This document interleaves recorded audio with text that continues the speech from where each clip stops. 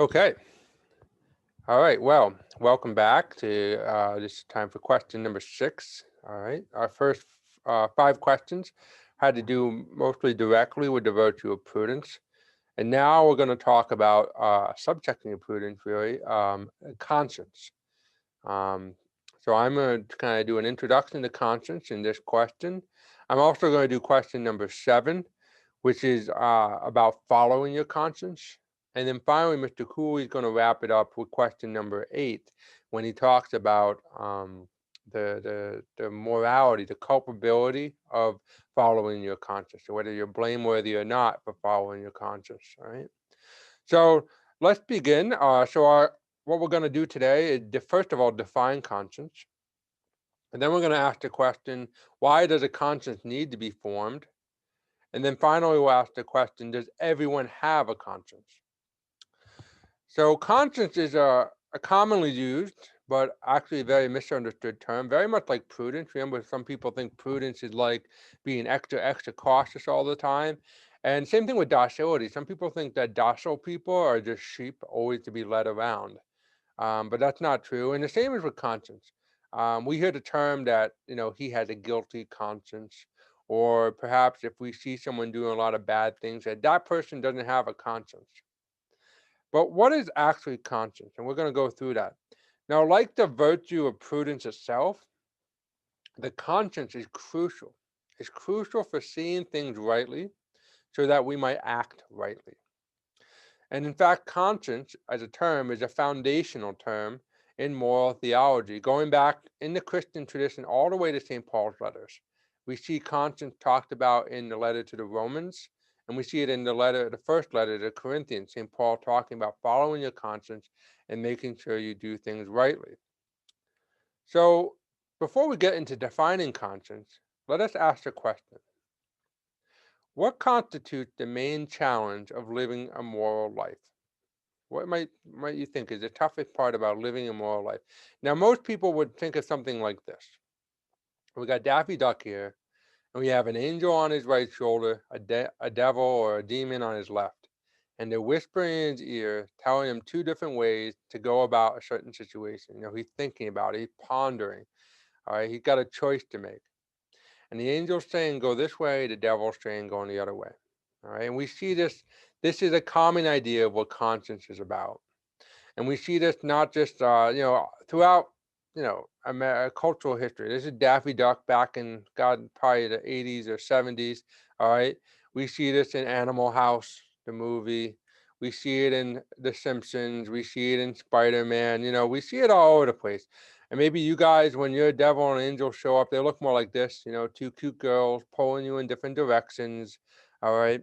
The key here, though, is that in this situation, the good. All right, that little angel is your constant telling you the good, but that devil on the other shoulder is pulling you towards what you really want to do. All right, what will really make you happy. And so what does this sound like? Who does this sound like from our adventure so far in moral theology? Well, hopefully, you're going to go all the way back to the first part A of the first material, and when we had Glaucon. Remember Glaucon and Socrates in that story? All right, Glaucon is saying that um, what we should do is an obstacle to what we want to do. So what we really want to do, what will make us happy, is what the devil is telling us.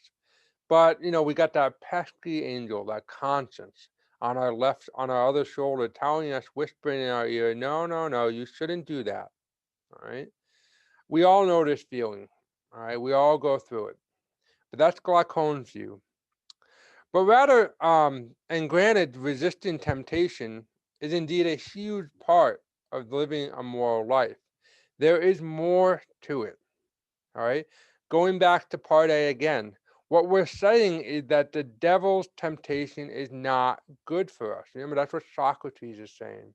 In fact, that what we really want, what really leads to human flourishing, is the good life, is doing what the angel is telling us to do, even if we don't want to do it in that moment. And for the last part, remember in temperance, in our discussion of temperance, we said it isn't enough simply to do the good. All right. We need to desire the good.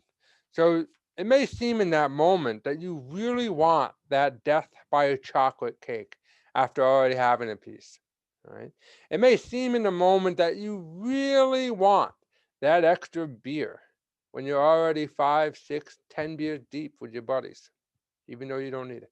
It may seem that you really want in that moment to go upstairs with a beautiful woman who's inviting you up to her hotel room. Maybe it's after a wedding, maybe it's on New Year's Eve. All right. You might really want that in that moment. But as we said from the beginning, and what Socrates tells us in that story, what we really truly want and what we really want to do is to be virtuous.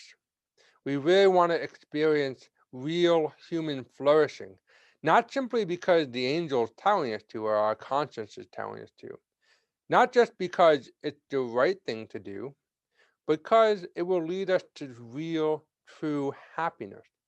All right. A real happiness that is apart from peer pressure, that's apart from what our society expects from us. It's just part of our nature, part of what it means to be human. Right? Now, sometimes there is no doubt as to what the right thing is to do. We just need to fight the temptation to do otherwise. All right. That's when we have the angel and the devil on our shoulders. Yet, oftentimes, the main obstacle is actually not knowing what the right thing to do is in the first place. So, for example, you have a college student, he wants to be more sexually active with his girlfriend. Now, now obviously in the Christian tradition, we know this is not a good thing, but let's just fast forward. We're in the modern world where everyone talks about sex, where sex is normalized between non-married couples, okay? Sex is seen whenever you want it, all right? So this guy really cares deeply, deeply for his girlfriend. All right. He just wants to physically express an honest love for her. This is not a one night stand. This isn't, better and wetter. This is like, I really like this girl. We've been dating for a while. I feel like this is just the next natural step in how our relationship is supposed to go. All right. And there's some beauty in that. I don't want to deny that. Well, but he has well intentioned hesitations. Okay, he's not sure what the impact will be on their relationship. He's not sure how they'll handle taking this next step. And he's actually unsure of their long-term plans together. He likes this girl, they've been going steady, but he's not ready to marry her yet. Obviously, he hasn't popped the question. So is this really someone I'm going to spend the rest of my life with? And assuming he's a virgin, is it really the person he wants to give away his virginity to? He's not sure. So it's not simply a case of knowing the right thing to do and convincing himself to do otherwise. It's rather a matter of being able to truly determine what constitutes the virtuous thing to do in this scenario. All right. So we have two obstacles to the virtuous life that we're talking about. The first is resisting the temptation to do what we know to be wrong. Okay, that's with the angel and the devil on our shoulders. We know the right thing, but the devil is pulling us the other direction. And in that moment, we're tempted to do that thing, even though we know it's not right. Right, that's the first one. The second one, though, is actually knowing what is right and wrong in the first place. That can be difficult. So that's the second obstacle. Um, and remember, you don't have to be wicked smart to know the right and wrong. That was what we talked about in the fourth question of prudence. Not only smart people are saints. Knowing what is right and wrong can just requires a little common sense sometimes, and also communal virtue. Sometimes we have to ask the community for help in discovering this. But again, you don't have to be a bookworm to understand it. So, but that knowing what is right and wrong in the first place is the job of the conscience. So the definition of conscience is a judgment of reason whereby the human person recognizes the moral quality of a concrete act that he is going to perform, is in the process of performing, or has already completed. And that comes directly from the Catechism, number 1778. So our conscience, is a judgment of reason before we're going to take an action. All right, so we're thinking about doing it. That's all right. Should I do this? In the middle of the action, so we're in the middle of doing something, our conscience can still talk to us, right? Possibly pull us out of an action or keep us going through it if we have to. And then finally, an action we've already completed. And that's where we get that term guilty conscience or Catholic guilt. We've done something, and our conscience is telling us, that was wrong. And maybe we need forgiveness. But that's a whole other conversation for another day. All right.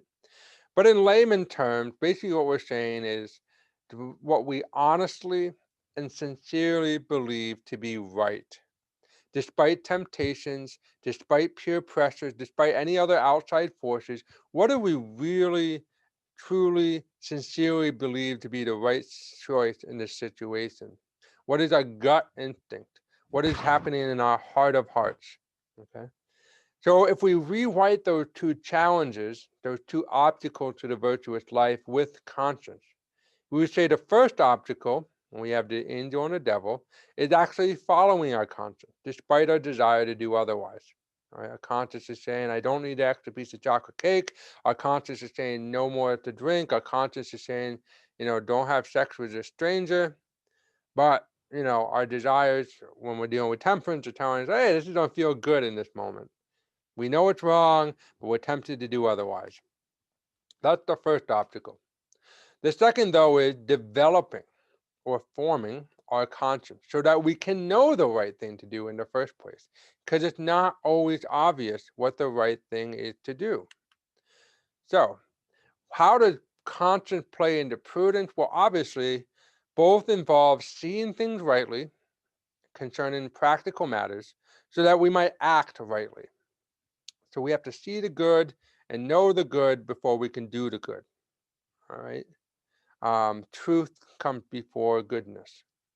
You cannot be prudent without a well-formed conscience. That's why it's so important that we form our conscience well, because if we can't see the good, if we don't know the good, we definitely can't do the good.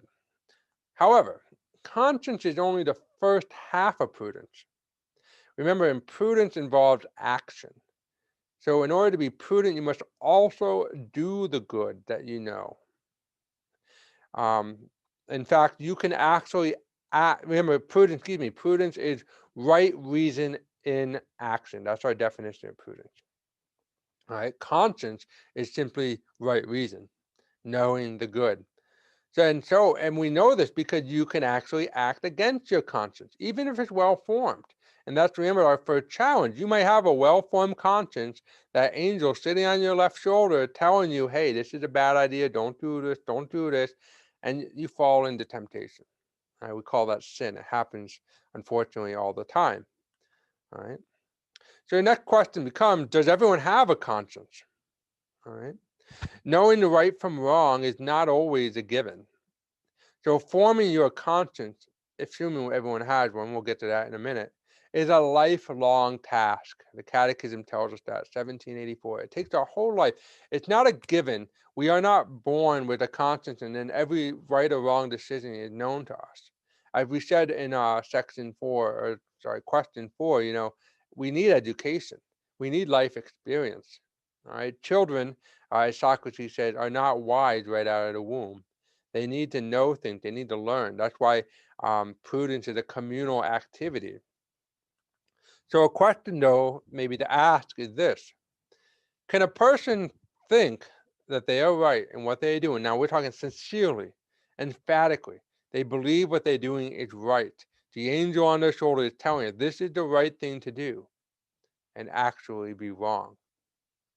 Think about that for a minute. Maybe pause the video. Think about that. Can your conscience tell you something that is right that is actually wrong?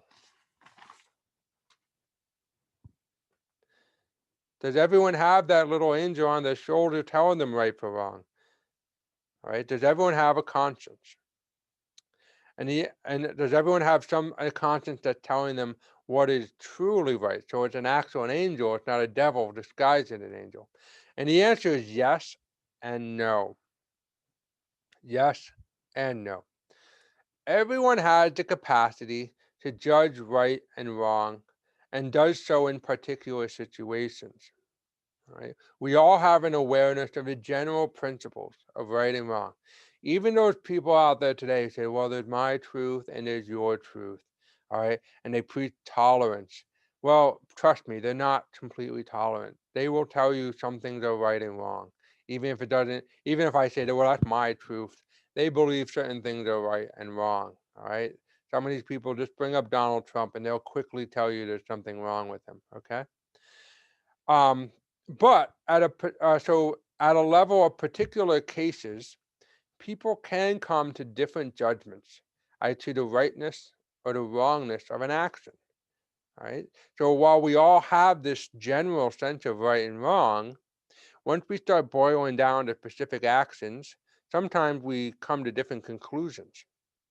Some people, again, sincerely judge, sincerely, in their heart of hearts, that some particular actions are good, while another person will sincerely judge, heart of hearts, honestly believe that that same action is wrong. And so in some cases, this is fine. This is perfectly legit. It's even beautiful in some sense. So remember, you have the woman who in her vocation is to get married. All right. So for her, it'd be wrong for her to join a monastery. She's called to marriage. Whereas in another case with the sisters up there playing basketball, each of them had discovered their vocation to religious life, to chastity, to chaste celibacy. So if one of them were to run off and get married, that would be wrong. All right. Same thing with, remember, drinking. For some people, okay, it's okay to have a drink every once in a while. It's okay to drink modestly, or moderately, excuse me. But for other people, maybe they have an alcohol problem, maybe they just can't handle the liquor anyway. They know that no, zero amount of drinking is going to happen here, right? So when we have personal differences like vocation or the nature of an activity like drinking, there's a different amount that can be done. I remember virtue is the means between two vices, and that means can be different from person to person, right? So at some particular cases, it's okay for there to be a different judgment. But there are occasions when presumably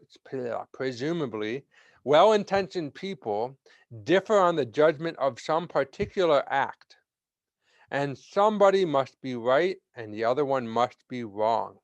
All right, that's the question, and the answer is yes. All right, not just on an individual level either, also on a societal level. And we can look in our own history in that. Look at slavery, right? The 18th century slave owner, so that's in the 1700s, all right, before abolition, maybe even before the founding of our country, or maybe right after it, all right? The 18th or even 19th century, early 19th century slave owner genuinely believed in his heart of hearts that owning his slaves is a virtuous act. He treats his slaves fairly and humanely. I put those words in quotes for a very specific reason, obviously. All right. But he truly believed that what he is doing is moral and that it's okay. Today, we say that's clearly a bad action. No, hands down. All right. The buying and selling of human beings, controlling their freedoms, forcing them to do manual labor against their will, without paying them. I mean, yeah, today we are hopefully, hands down, everyone in this class, everyone watching this video, and 99% of the people in our country believe that's wrong. I would love it to be 100%, but there's probably, we do know white supremacy still exists and all that, right? But we know it's wrong, all right? Um, but this guy didn't think so, and his conscience said that it was okay. And that's why going back to memory is so important, that we always remember our history. We remember the faults of our history, because if not, as I said, we're doomed to repeat them. So putting the blameworthiness of this aside for a moment, because that's what Mr. Cooley's going to get to later, one can really judge with one's conscience whether he's acting rightly, even if though he actually is not. Okay, so the key here is that there may indeed be a right thing to do, even if we're unaware of it. There are objectively right and wrong things. Notice that word objectively. It goes back to the first part of a moral act. Remember, we divided the moral act into three parts, three integral parts: the object, the intention or the end, and the circumstance. But remember, the first thing you always have to judge is the object of the act. So is your act objectively immoral? If it is, you don't even have to look at the other two. It's done. And that's what we're talking about here. There are things that are objectively right and objectively wrong. You just can never do them. All right. And we call this moral realism. And everyone is a moral realist at heart. All right. Whether they know it or not. They might not want to admit it, but they are one. Unless you want to say that things like human slavery, things like the Holocaust, things like priests abusing little boys are morally sound as long as the perpetrator genuinely believes that they are right, all right, you have to be a moral realist. There has to be things that you are say that are wrong. Otherwise, nothing's wrong, all right? Otherwise, morality is in the eye of the beholder. And so if you can convince your conscience, which is a formable thing, that something is right, you can do it. All right. But no, everyone is a moral realist, even if they won't admit it. And so there can be a dispute between moral realists, though, between all of us, about which actions are objectively wrong. So, for example, abortion, gay marriage, or the death penalty. We know that in our own country. All right. Some people say they're objectively morally wrong. In all cases, other people say no, they're objectively okay. All right, there can be dispute, but both people on the side, people on both sides of that argument still can be objective moralists. They just disagree on what is actually objectively morally wrong. But most of us will agree there are just some things you can never do. All right, most of us will agree you can never murder someone in cold blood. You can never steal what is rightly someone else's, etc., etc. Most of the Ten Commandments. That's why the arguments again for pro-life say the argument by pro-lifers for abortion is murder. If we can convince you that abortion is murder, then we have some common ground on what we're doing here. All right. But again, most people agree that objectively there are objectively immoral actions and that we should never do them. Again, the disagreement on what those actions are. So the key point here, and this is the key point to Christian and really the Western moral tradition, and this is the key point to conscience, that one's individual judgment about what is right and what is wrong does not make it so. All right, just because your conscience says it's okay to do it doesn't mean it's actually okay to do it. And that's why it's so important to properly form your conscience. Because your conscience is the alarm. Your conscience is the alarm about what is right and wrong, but it can be accurate, but it can also be inaccurate. And so the prudent man forms his conscience well so that it might be accurate, and then therefore he might go forth and act prudently. That's wrapping up question number 6, and we'll see you for question number 7 soon.